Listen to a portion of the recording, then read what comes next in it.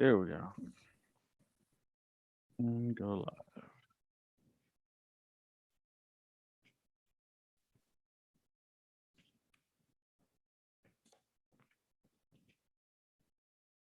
Close that out.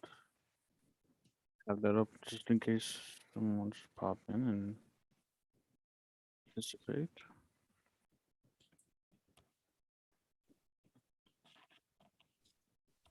No worries.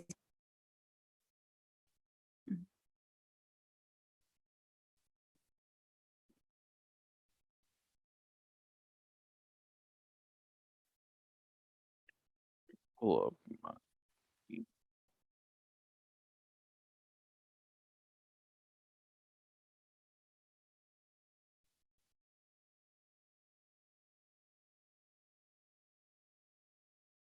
you need to fill it out, but that's no worries. I can ask those to start the conversation. So thanks, Victoria, for being here today. Welcome back, everyone who's watching and then listening to Keeping It Real Story Time with Sweet Tea. I'm with Victoria Kreindler. Victoria Posada Kreindler. So it's like Posada, like Jorge Posada, the baseball player, but you add a U in the spelling. And then Kreindler, like I make people cry if you cross me. That's a joke. I'm really a nice person. How are you, Thomas? Thank you so much for having me. I was about to cry when I was worried about getting that wrong, but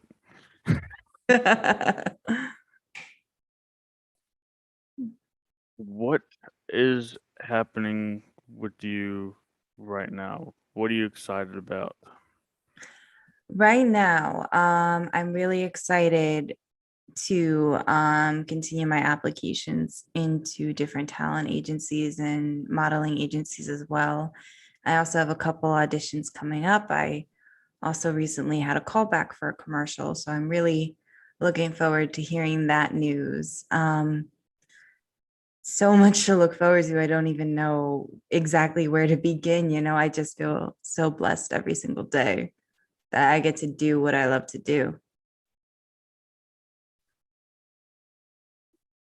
Awesome. So let's start with a few simple. We'll get to like contact like later in the show and give you opportunity to like share like how to find what you're doing and everything. But so it's your name. Who like, besides your name, like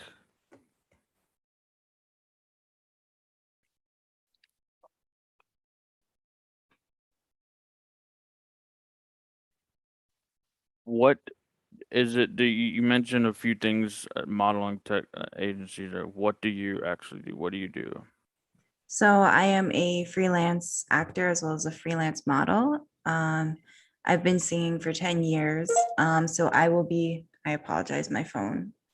It's on silent, but Siri. I didn't understand that. You see, Siri, she's just like that. So I'm gonna turn this phone off. I didn't understand that. Oh my lordy, I'm so sorry. Yeah, it's on silent, but it's never good enough. You got to turn it off, and I forgot to turn it off. I apologize. So yes, I am a freelance model, freelance actor. It's been singing for 10 years, and a side hustle of mine is to photo edit. So aside of photo edit, do you do any shooting, photography? So I've done photo editing primarily. I have creative or acted as the creative director on a couple shoots so far. I was studying to go into costume design at one point during school. I also studied costume design for 3 years. But, having 4 careers, I think is definitely enough. So that's sort of been put on the back burner a bit more. Otherwise, I'm just out here hustling as a creative every single day. So you said you have a total of 4 careers? Well, being an actor, a model, a singer, and side hustling as a photo editor. Yeah. It's It's staying busy. That's for one. Busy equals good to me. Yeah, my motto is better busy than bored. Yeah, stay busy. So what do you do? Who do you do it for? I do it for everyone who told me I could not do it. I'm that kind of person. When people tell me I can't do something, I automatically set out to prove them wrong. And I'm not, referring to law or authority in that context. I mean, if someone says, "Oh, you could never learn this language, it's too hard," then I immediately start learning the language. I just love to challenge myself. I love to challenge others' misconceptions and preconceptions. But I've loved to do this ever since I was a kid. I knew I wanted to perform since I was 5 years old. Obviously, my goals have evolved since I was five, but the story is that I saw Britney Spears on the VMAs with her Anaconda on stage, and I fell in love with it. I was dancing.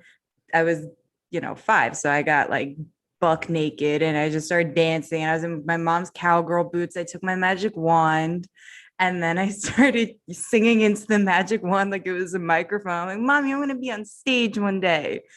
And that's sort of the starting story. Ever since I've been, in community theater, musical theater, in school theater, workshops, taking classes, taking vocal lessons. I only recently realized that I wanted to do film and TV, but I also realized that I wanted to do this to pay back my family that's been so kind to me and supportive. And, not all of them, but especially my dad, who really has supported me in every way he possibly could since the beginning. And I want to pay it forward. I want to pay forward the life that he gave me and my sisters. So I do it for myself mainly, but also for the family. It sounds cliche, but it's true. Yeah, everyone has to. You have your reason. You have your why. You do it, whether it's be you're showing people that this can happen, or the best thing that keeps coming up for me, like keep doing it now. I'm pushing to do this, but once you get to a certain point, is when you can actually say, "Oh, this does work." And then you get there, and you get there after a while, and then you can, it does work. But until then, it's like, well, can't really. You just got to keep grinding and keep pushing until you get there. Exactly. So the overall expectation of what you do as a model, what's the overall expectation? So as an actor, I have a very, at least in my opinion, realistic viewpoint on how my career will progress. With regards to TV, I want to start off taking co-star roles, the people who say like one or two lines in the episode, then progress to guest star, which is, the person who's there only for the episode, not for the entire show. And then get a series regular, and then get a supporting or lead role on TV and film, as well as short films. I love doing short films. Film has definitely been the main goal of my on-screen ambitions for quite a while now. Um, and then with regards to voice acting, I would love to do national commercials, obviously as a goal, but also international commercials as well. And then with regards to modeling, I just want to get signed again to a new agency. I was agency signed, but we parted ways. We broke up. We broke up amicably, but the relationship came to an end. So first goal is get a new agency, but in the meantime, just keep hustling and freelancing. But one goal of mine, and like a end all goal, is to be the first bisexual, Hispanic, Jewish petite model on the cover of Vogue. I would love to do that, not just for myself, but for other petite models, for other mixed models, for other LGBTQ models. And, I don't consider myself that different, but or even that special, but I do recognize that I have something that can inspire others, because we all do. We all have something that can inspire another person. So, I mean, what's the point of all those major goals is to be an inspiration for not just myself, but for other people.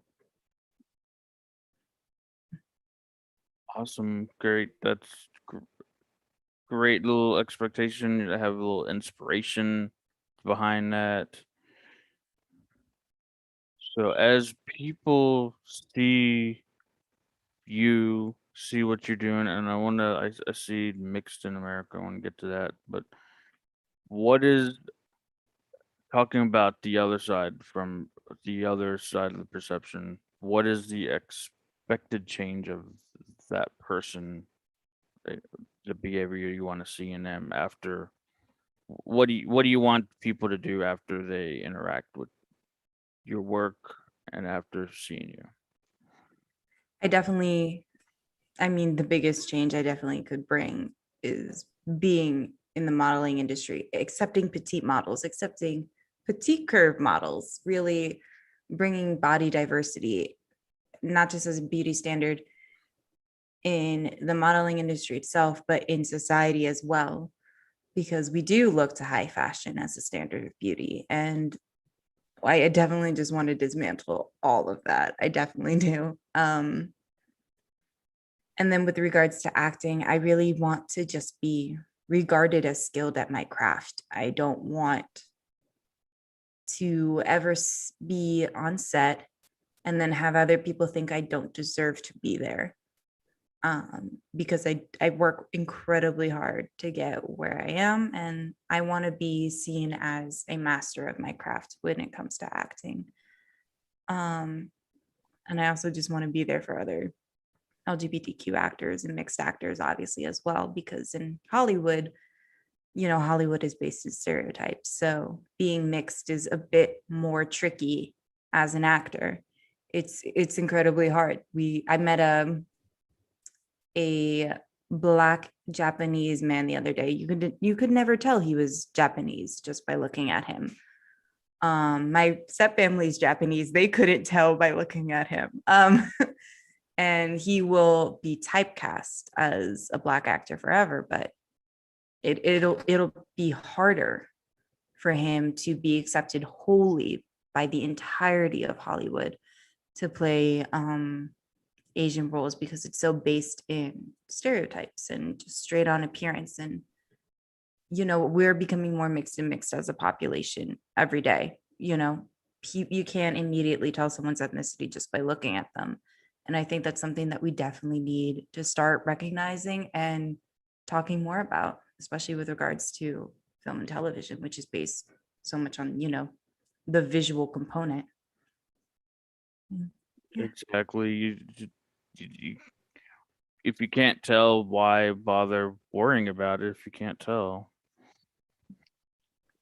I can't.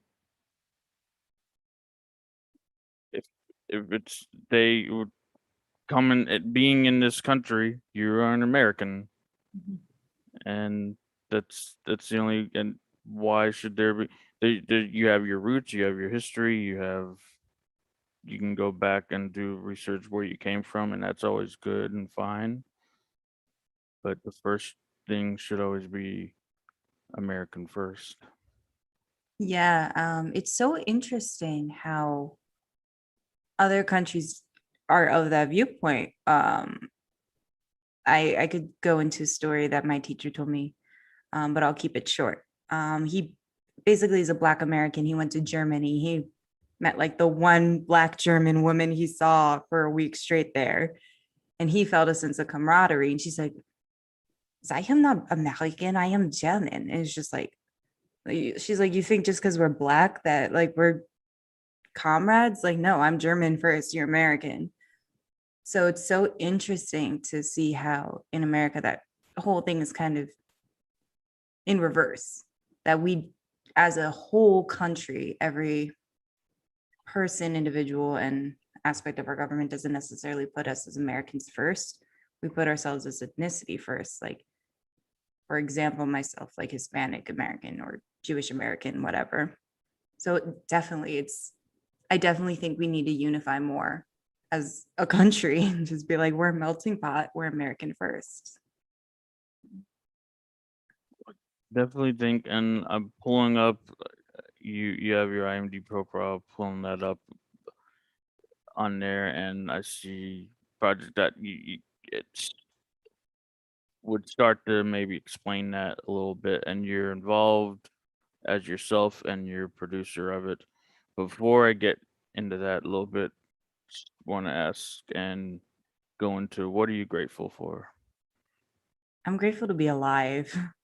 Just just to be alive, especially coming out of the hard times that we've come out of. I'm so grateful to be alive. I'm so grateful to have good health care, to have a roof over my head, to know who I am and where my family comes from, to have a family, to have support of just my father and like my other family members. I may not have the support of everybody, but I have support. So I apologize to get a little emotional because I really am just so grateful for the basic things, because these basic things were denied to many members of my family. And even though I was blessed to not experience them firsthand, I got to see the repercussions of people experiencing it. And just for the simple fact I'm alive. So and forgive me, I'm looking just at IMDb if you had more, but Mixed in America, tell me about what it took from you, what it took to put it together. Yeah, so that is a documentary short that I decided to put together with some friends of mine because I graduated in January and I graduated into the pandemic. There still wasn't a lot of work. So we decided to make our own work. And mixed identity is something I'm definitely very passionate about. I love to talk about it. I think we should talk about it. And I wanted to give people an opportunity to express their thoughts as mixed Americans in, creative fields and non-creative fields. So we just interviewed a bunch of different mixed ethnicity individuals within America. And it's a documentary short. It will be released soon. And it says self because I myself was also interviewed. So it was a low budget thing. It wasn't too difficult. It was just a day of filming, but it's so important to me because that's my first IMDb credit. And even though it's not as an actor, like I made my first IMDb credit. And it's for something that I feel is impactful, that my whole crew felt was impactful. And that's so relevant to everything that's going on in the socioeconomic political climate right now in this country, as well as other countries. And I just want to bring some comfort to other mixed people, knowing that you're not alone in this. Like more and more stories are coming out, more and more shows. And I just wanted to add to the contribution. That's cool. And when you worked it on it with your friends, like how did they how did you work did you work well with them? Like how did you it was just like a one off day shoot with your friends? Yeah, so I'm definitely downplaying it, but basically Rutgers, we have a really great film theater and acting department. So I made this whole network and I got one of my fellow Rutgers graduates to come film with me. His name is Henry Strenlow. He's amazing. He's an amazing videographer. He's already been winning awards and he's not even fully out of school yet, which is amazing. So we shot it actually here in my apartment, which is, it sounds like, oh, it's just in the apartment, but I got my space with shooting in mind and with filming in mind. So I got a space that would have a natural light, would look professional if we filmed in it. I've also done a photo shoot in here too, and no one could tell it was done in my apartment. So my home is my workplace. So it was fun. Everyone just came here.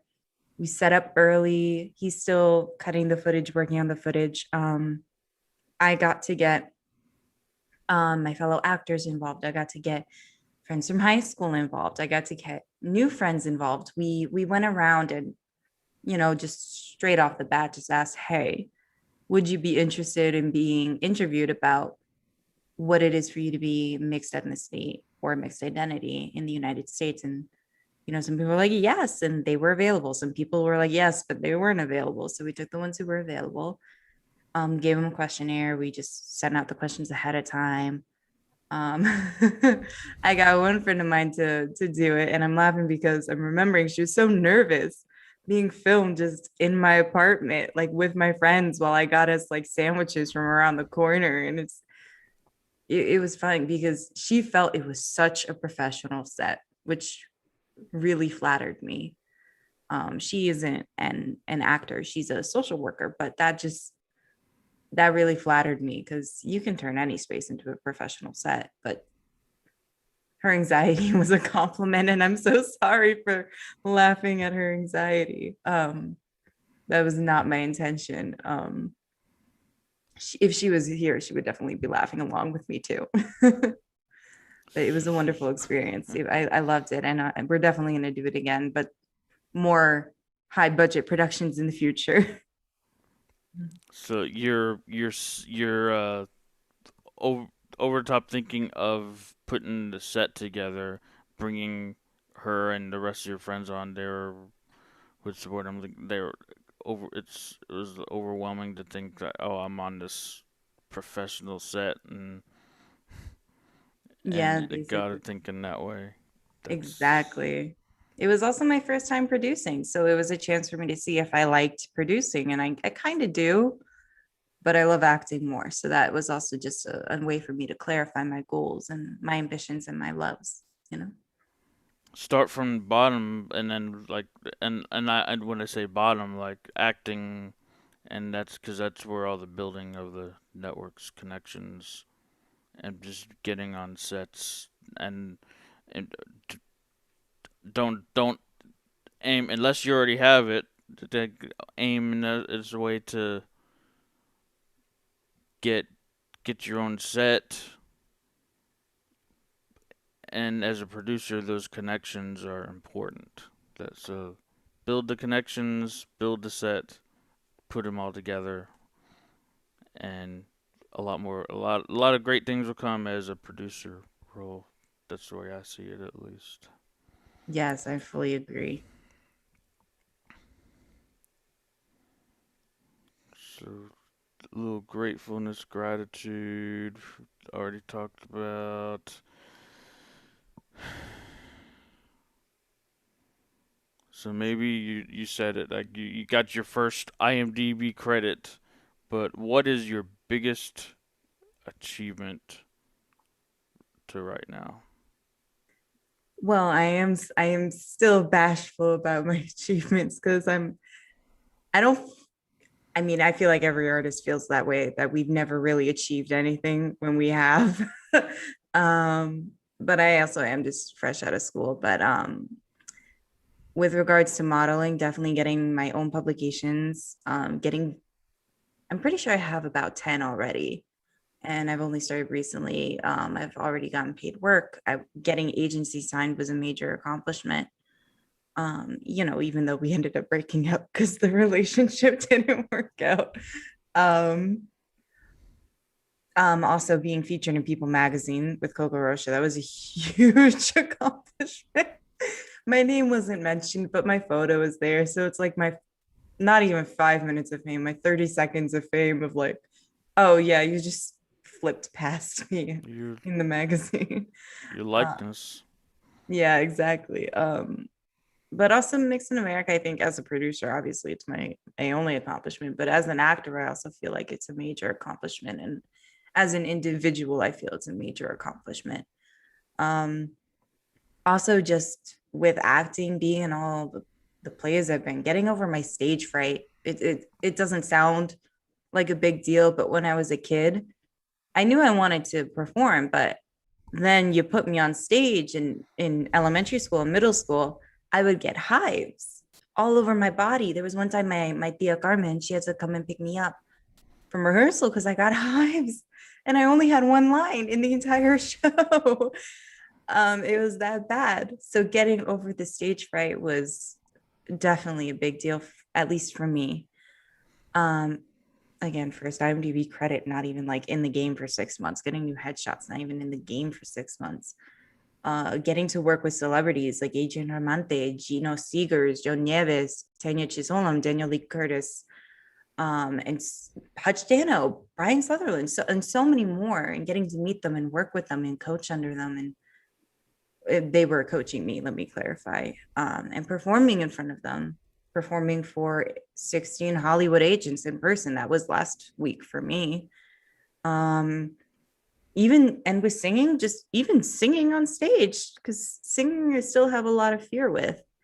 It's so easy for me in my home on the street, but on stage, my throat was closing. I admit it. And I sang "Tough Lover" from Burlesque by the Christina Aguilera version. I did not know it was originally not her song. It's a much older song that I learned that fact recently.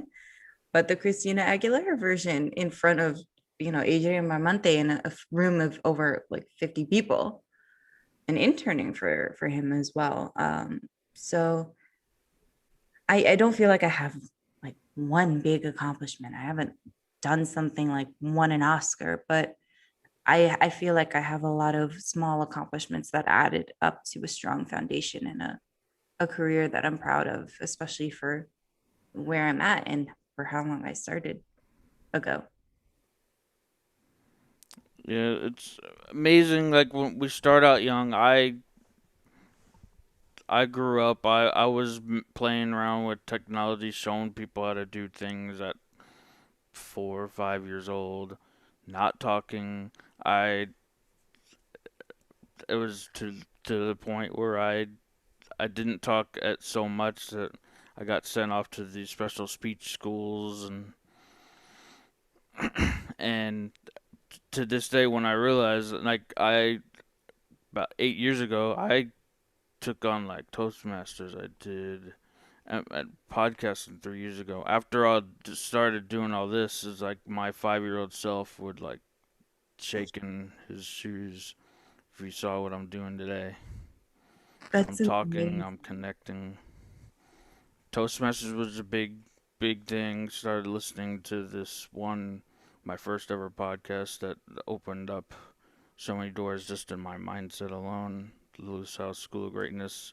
Always gotta like plug that on because it's this inspiration for this for my because it got me started doing this. But that's you do it, what in here you don't realize that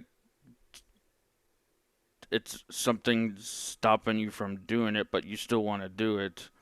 And now I'm I'm doing things that I never thought I would 20 years ago. That's amazing. I resonate so much with that, especially because both my parents also had speech impediments growing up and they had to work through it too. My father still can't pronounce a lot of words correctly. And as I've gotten older, my speech has kind of gotten worse too. I try really, really hard to keep it consistent, but I also am gonna be like returning to vocal class and whatnot. My parents were like, you know what, the speech impediment might be hereditary. And I'm kind of having difficulties too. So I obviously can't fully comprehend, but I can relate.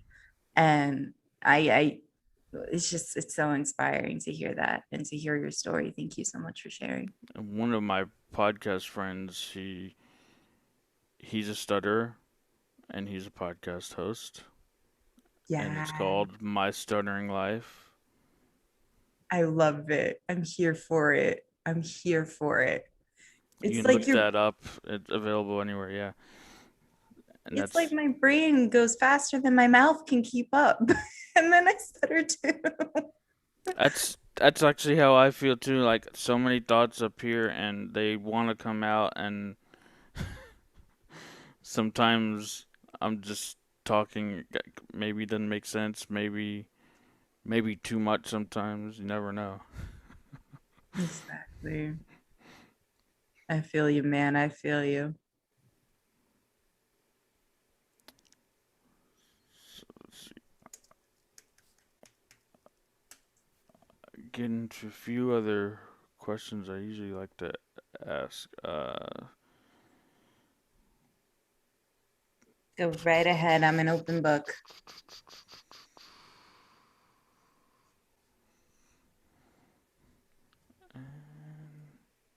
Shit. Remember, I know a few inspirations. You talked about inspiring your friends to do the work with you. Who's your inspiration that gets you thinking of all this? That for me is definitely the hardest question because I draw inspiration from everyone I kind of meet. Um, Definitely to be just myself and not care what other people think and to be comfortable with my body. You wouldn't expect it, but I get that from my dad. My dad, if anyone who meets him, they know that he like speaks out his measurements and stuff. He's like, I'm 6'2", 225, 54-inch chest, bada bing, bada boom, and all of this. It's so funny. But he's also just so comfortable with his body. Like he doesn't care if people think like if they think negatively about how he looks. And I love that. And he's a goofball and he's always just the life of the party and fun to be around. And you know, and he fights for you if you need him to. And that's as a person and as a model, what I draw inspiration from because you got to be comfy with your body. You got to fight every single day for a job to keep your materials up to date, to learn about contracts. I was teaching my dad about entertainment contracts and modeling contracts and usage fees and chargebacks and all of that. And my stepmother's on the phone. She's like, Victoria, you should be a lawyer. I was like, no, no. Or an agent, Yeah. But which it's they kind of have wouldn't they have like a legal background? I'm not really familiar with the agent side, but they have legal knowledge. They don't necessarily need to be um, certified or verified or have a legal degree. But I do know many models who are paralegals, and I know a couple who are lawyers. I know one, she's an immigration lawyer, which is amazing. And that's why no one can, you know, what's the expression? Pull the wool over her eyes. No one can trick her in contracts because they know how to read them. Um, but also just a celebrity inspiration I draw from all the time is definitely Margot Robbie. I think I want to be versatile. I don't want to be put into a box and I don't want to be seen as a character actor, meaning that I can only play one character. I want to be versatile and I feel she's really versatile. I feel she's really talented. I stand for her morals. I've never heard a single scandal or immoral thing she's done. Like she's together. And she's worked really hard for a number of years. And she's a producer, she's an actor, she ice skates, she I think pretty sure she can hold a tune too. So she's someone I draw from as inspiration of an actor. Also, obviously Meryl Streep because it's Meryl Streep, she's amazing. Um, Singers, definitely Beyonce, Christina Aguilera, Alicia Keys. I could go off and just keep going with the list of singers that I admire, but that's too long for this podcast. what would you say you do to stay out of that character style acting character to shy away from the character acting? Well, I am lucky because I haven't been put in a box yet. Um, But actually, every actor has the ability to get out of it. They just don't really know how. So if one day, like, I'm trying to think of a good example. Okay, if one day Kevin Hart decided he wanted to be in a drama, a very serious drama, a dark drama, people would kind of be confused. He would need to go from being Kevin Hart to being in a dramatic comedy to the next role toning down the comedy, and then he could come out with a dark serious role. That's kind of what Zac Efron did. He was put into a box with the High School Musical thing. He was seen as whatever that guy's name was, Troy Bolton. Mm-hmm. And so what he had to do was that he had to go into like comedies, like adult comedies, and escape from the kids' world. And then from there, takes more serious roles until he finally played Ted Bundy. And he was fantastic. I stand by the fact that he was fantastic. But also, that character choice was very smart because he is an attractive man. He couldn't play the person you suspect to be a serial killer on the street. Ted Bundy was charming. He fooled millions. So they even chose a serial killer that would work with his physical image. So definitely just staying with that formula, and keeping myself diverse and keeping my resume diverse and having a theater background, because everybody loves a theater actor because you can always tone it down, for the camera, but you can't make actors bigger. That's harder than to tell them to like calm down. So that's my method. I hope that helps somebody. And I actually had a few talks with other guests on this very topic too: stereotypes, typecasting. We had a one just last. It was just last year. We were had a we got into like a big longer conversation I had about typecasting, and that's and yeah, like that's I'm forgetting the name. I'll of who it was in the moment, but I know him. I know, and it might come to me in a minute. But anyway, where was I want to go with that?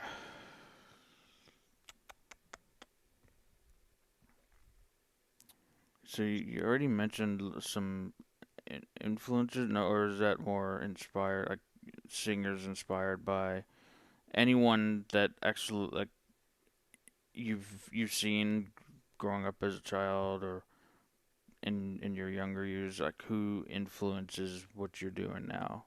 Where's those influence come from? Definitely, like I said, my dad.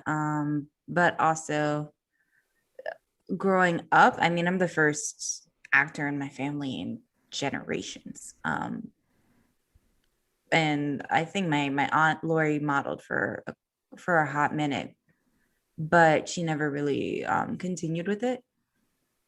So as a person, my mother was always a huge influence on me. I always admired her greatly. I still do. She's an incredible woman. She left being a Juilliard pianist to become a doctor. And she's just yeah, she's incredibly smart and a Renaissance woman. She's a painter, she's a pianist, she's a great cook, she's stylish, she's beautiful, she like works out.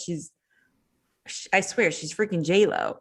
Um, she's just incredible and so incredibly talented. But she's a writer. She's also a teacher. She's verified as a teacher, and she just worked so hard every single day. And she did it with grace. So working hard every single day with grace and humility was definitely something I learned from her. And to always be grateful for what I have and to be versatile also definitely from her. Um, I mean, I could give other celebrity influences, but my family was definitely my biggest influence. Also, my abuela. My abuela also worked so hard every single day of her life. So did my abuelo. My Nana, she's also a Renaissance woman and all of that. My sisters too. I have four of them and four step siblings, and they're all incredible. So it'd be hours of me listing everybody. But my family and each individual's strengths were always an inspiration for me. Also, I their mean, weaknesses too. it was intended more like watching as a kid watching like TV and where I was going with the question is like who do you see then at time influence you now? But I like to like rephrase that a little bit. It's that take all these influence that you just mentioned, talk about, and was there anyone or maybe someone you didn't mention yet that who you watched as a kid or something? Was there any influence, anyone that you said, I can do that and I can do that better? Oh, doing it better. I'm not sure about that. But I definitely, there's just so many names running through my mind. Like I would like listen to Monique and Beyonce and Destiny's Child and Christina Aguilera growing up, and also, the old greats like Etta James and Ella and all these other great singers. And I never thought I could do it better, but I thought I could do it as well. Or at least, to the level to Okay. stand in a room with them. Um, Javier Bardem was also just an incredible actor that I loved growing up. Also Antonio Banderas, Gina Rodriguez too. I love Gina Rodriguez. Um, it's just there's so many. They're so diverse. Definitely, I mean, Margot Robbie's a huge life influence to me as well. Um, but singing was the baseline for me growing up, and I would just sing Aretha Franklin all the time in the car, to the point of when my sisters would tell me to shut up because I wouldn't stop singing the same songs over and over and over and over again. I can't comment as much about their personal lives because I kind of separate the artist from their personal life. But also I'm not that cool. I don't keep up with pop culture as much as I should. I admit it. I fully admit it. I need to work on it. Um, but their skills were always something that I really aimed for.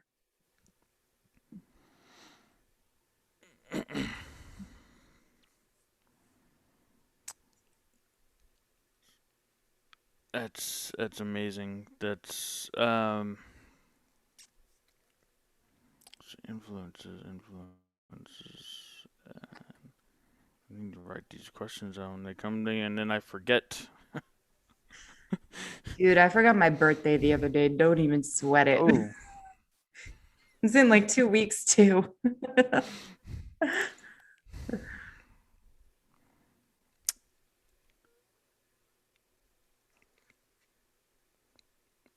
almost got it back.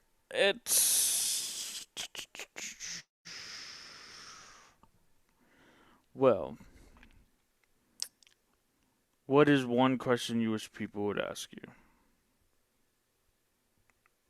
that you don't Hmm. get asked? Someone would just walk up to you and ask you. That's a very good question that I have also never been asked. So I guess that question is something I'd like to be asked again in the future because I'm drawing a blank. Oh my gosh, that's profound. Um, I remember when I was, in high school and I was working secretary jobs and all of that, and the 9 to 5 is part time. I remember an interview question, which will stay with me forever. And it was just so out there that I never forgot it. And they're like, if you could be any imaginary animal, what would it be? Or no, actually, let me rephrase. The question was, if you could be any animal, what would it be? And then I was told to answer, can it be imaginary, to show I think outside the box. So then that's always been a question that I've loved to ask other people as well as myself, because I feel like it really reveals a lot about a person, especially if they give like very expected answers. So I would definitely love to be a phoenix because that'd be cool. I could live forever and I wouldn't have to suck blood like a vampire. That would be so cool. And I could fly. So I'd have like a superpower. And I'm pretty sure they breathe fire, which is also pretty cool. Um, but I also do wish that people would ask me how much work goes into the final product. Like people don't really realize how much work goes into the craft of acting, into, yes, modeling is a craft if you treat it as a craft. People just see the final product and they think it just somehow magically came out of nowhere, but it didn't. It took days, hours, months, weeks of hard work and consistency. So I would love if, instead of someone commenting on an image I post saying, so pretty, being like, how did you create this? And what was your vision behind it? People don't really ask me that as much. And I like, that's my goal as an artist, to create, not How just did you how did you create this? What are you going to create next? What's next? yeah, something more thoughtful like that. Definitely. I think as a society, we're just really like into the instantaneous response and giving instantaneous answers and not really continuing a conversation. So I would love that. So we kind of got over like how you created certain things already. Is there anything else you left off? How did you create something that you feel you want to share now? Like how did you create this or that? Like something that we missed. I think we pretty much covered everything. Only things I can really think about are like my visual arts and also creative directing, as for modeling shoots. I was really putting together everything. I was doing everything at one point last year when it came to modeling. I was finding the crew myself, getting them together myself, finding locations, doing all the styling, all the hair, thinking of the image, conveying it to the entire crew, setting up time, place, setting up food, setting up the magazines we would submit to, doing the submissions myself, which you don't do as the model, doing photo edits myself. A lot of people just weren't doing them for me and sending me only raw images, which isn't how you're supposed to do that. So that's why I got into photo editing, because people were just ignoring the work they had to do. So I had to pick up the slack. So doing all of that. But then I'm also a visual artist, but that's more of as a hobby. But I love to do palette knife abstract paintings, and I'll use any material I can. I'll paint on cardboard and it looks professional. I'll just do whatever crazy thing I can. And for my costume designs that, I still have a full portfolio for, I would originally do them with crayons, pencils, markers, but then I upgraded to tablet. Tablet is a game changer. It makes them look so professional and you can get things done so quickly. And it's amazing. But otherwise, I think we pretty much covered everything with regards to acting and modeling and singing. Mhm. So final wrap up questions I have and like prepared and have a little bonus section here to close it out.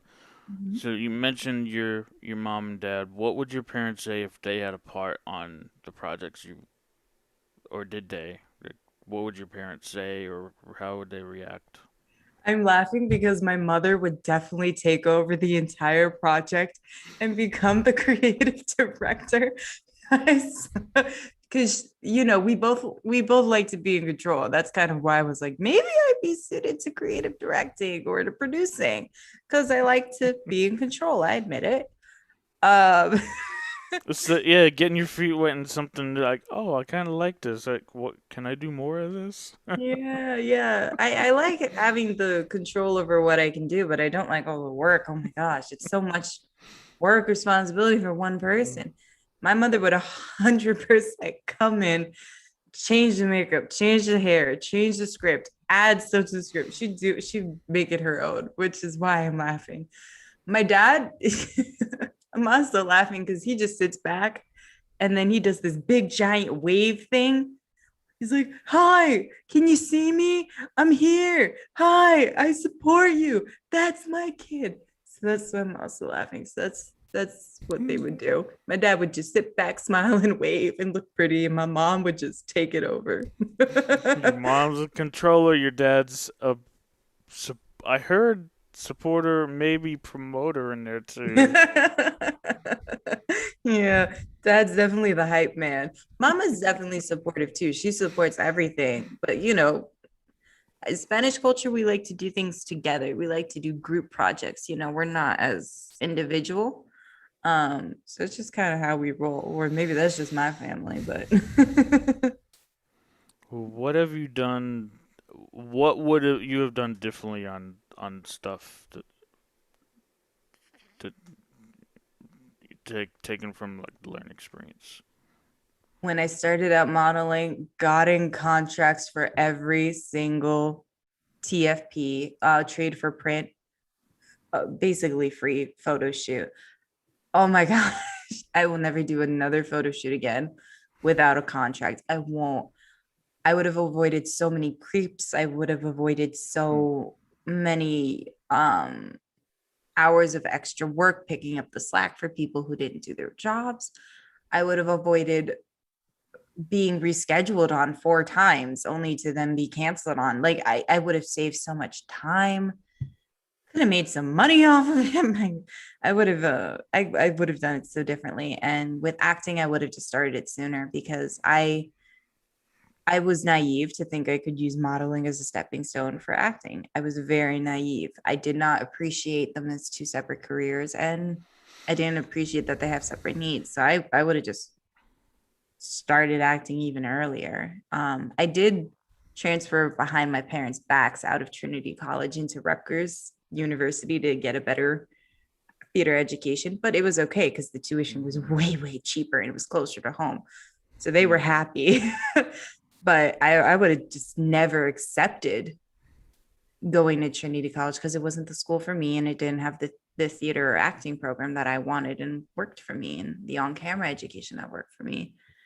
Um, I would have just either waited the half year and gone to Boston University, or I would have just done more research and started working then, or gone to Rutgers then. I don't know. I feel like I wasted some time, but now I'm just mad time efficient with it now. I am grateful to connect with you. I acknowledge you for starting to spread the message of mixed to be mixed is busy is good equals busy, busy equals good, but the whole mixed identity, mixed ethnicity, the whole thing, we're all mixed, and it's a good to have a mix of everything. And I acknowledge you for everything that you're doing. You're going out there. You're doing a lot of things already. Getting what'd you say before? Actual income for some of the work that you're doing at an early phase and everything. I acknowledge you for doing that all. Grateful to connect with you, and I've just 3 bonus wrap up questions that we can connect, and I'll ask where you can find everything along with this. But the first bonus question I have: what do you want to learn from someone who has seen success multiple times? Definitely how to make a more passive income and how to time manage so that I can Is there a really, yeah, I is there a can. person that you can you tie that with, or Hmm. someone maybe you can like reach out to, or like Yeah, I in definitely want to. anyone? Yes, I have a few people in mind. Definitely Coco Rocha and definitely Adrian Ramante, and learning more about passive income and other ways to supplement while still being related to their crafts. I think they've done a really good job of it. Adrian with his showcase and Coco with her camp. Um, definitely that. I was thinking of someone else, but I completely blanked. Oh yes, I would also love to learn rebranding from P. Diddy. I don't know him personally, but my gosh, that man has changed his name 5 times and everyone still knew who he was each and every time. I'm like, how? So That I is would love to amazing. learn. Yeah, I'd love to learn that from him. I guess he is a close similar image within the different brands. He's just still recognizable. Mhm. Exactly. Another one I like to ask, and it's part of my ending here. Why do you think the film industry is important in our world? Where do I begin? This past year alone, I was confronted with numerous people who'd never even heard of the Holocaust or thought it was a conspiracy. We need film to show footage of actual historical events that happened. It's our library now, it's our modern library, it's our modern historical record, but also just to self express and to get messages out that we really need to talk about. Like Mixed-ish was the first show I ever saw that ever tackled the issue of being mixed, like beyond historical movies and films where the mixed child was seen as, can I say the B word on the podcast? Upon being a bastard. And so it was the first show that made me see on air a positive association with my identity. Mm. So that was huge for me. And I know it's huge for so many others in this country. I also just, it's a great way to just express yourself and just explore the world and get to know other people and just examine the human condition and learn about human behavior. That's why it's important. Whether if it's true or if it's a made up fictional story, there's a true stuff, but the fictional is always based something, whether it's 1% or 70% true. There's always I think there's always a percentage of these stories that have a true stat in it somewhere. Because it's one, the characters is representative of the creator somewhere. I learned that back in actually my Italian heritage class. It's watching this one movie about an Italian American film, and it's I remember the professor always used to mention that one of the Mary Puzo, the Fortunate Pilgrim, he shows up in one of the characters in that, and this is like it's a fictional story, but it's based on real life in Hell's Kitchen, New York. Mary Puzo, same creator from the by The Godfather. Cool and so interesting. I had no idea. It's one of my yeah. There's a lot of Italian American great stuff from Italian American creators. So like a little bit like how can people learn more about you, reach out to you, find you, where you like to hang out, whether it be on in person or online? So I have so many ways to contact me. I'm on Instagram every single day. If you just type in my name, Victoria Posada Kreindler, it's right there. But I also have my website, victoriaposadakreindler.com, and you can leave a comment on there. You can my professional emails are on there for modeling and acting inquiries. Um, you can track me on IMDb. You can reach out to me on Twitter. go down in the DMs, anything. Any of those would work just fine. All right, we'll link all that up to, especially the website. Yeah, you have a YouTube, Vimeo, like any of those creative where you upload things. Yes, I YouTube. do also have a YouTube channel. It is in desperate need of some maintenance and redecorating, but I'm getting to that as soon as possible. And I have this. You have anything that, or any future plans of releasing, like on Amazon, Netflix, or any other, releasing the documentary, if anything, like Amazon? Yes. Yes, we're definitely going to release it to the web. We're still in negotiations on where exactly to release it to. Okay. But we're definitely going to get it released within the next few months at the latest. Mhm. All right. Well, I got it. I like to get that all those in there, contact information, and reach out. Go show her some love on social media. Say hi, and like to get into final question. Call it the perfect ending, based on the three truths. If you ever go to listen to Lewis Howe's School of Greatness, his last question is the three truths. You lived your life, and everything's taken away that you created, and you have a pen and paper to left behind. I put a little story creating storytelling to it, and it's perfect ending to your story. What is your perfect ending? Long time in the future, way from now, you've done what you want. You where you want to be. Where is that? Who are you with? What are you doing? What is your perfect ending to your story? Now I feel like I'm going to jinx it. Um, It's seeing it. It's part of it's thinking like see it now and then work your way backwards from it. yeah, yeah, definitely manifesting.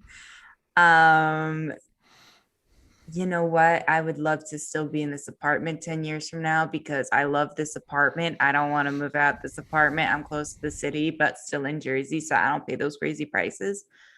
And I would have bought this apartment by that point. And I would also be in LA half of the time, maybe have a place over there. I would definitely love to be by coastal. Be in a good relationship. Let's just, it's such a simple thing, but just be in a good relationship with somebody, a romantic relationship, and then have a agent and a manager who I have amazing personal relationships with and who would be invited to the wedding. I have simple goals and just be able to be completely, independent and set for the future and have everything settled away and have a name for myself. I don't need to be famous. I don't need to be Beyonce, but I want to have a name for myself. I want to be respected and known, if that makes any sense in my industry. Beautiful. That's great. Thanks again, and look forward to having you back on to talk about a lot of other stuff that you may have mentioned just now, like in the perfect ending, what's to come, and have you back on to talk about what's next and when that happens at time. Until then, we can say like can end this and go out and get to work and do all those things. Yes, yes, I'm for it. I have a voiceover audition due today, and then the this equipment's already out, so we're gonna just get that out of the way before dinner time. Thank you so Glad much I for glad I having could assist in getting your equipment out. Get the podcast now. You do your voiceover. me. Exactly, exactly. Thank you so much for having me, Thomas. I really enjoyed being here today. Thank you. And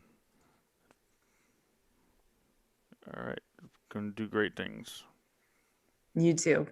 You're already doing great things. Yep.